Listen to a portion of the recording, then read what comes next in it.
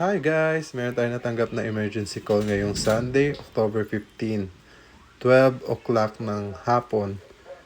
Ayan. Puntahan natin ang emergency flood sa basement.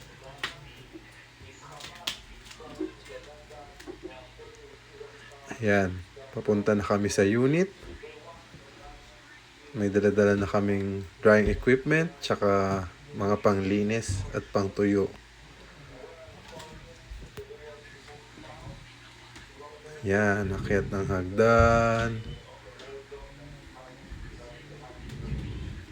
Ito, yan, papasok na kami. Papunta na kami sa basement.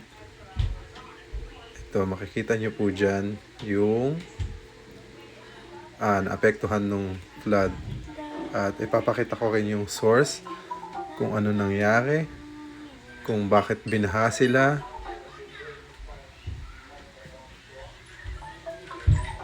Ayan, ayan, ang salarin.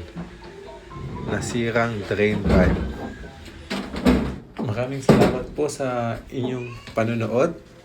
Samahan niyo po ako sa mga susunod pa na emergency na ating pupuntahan.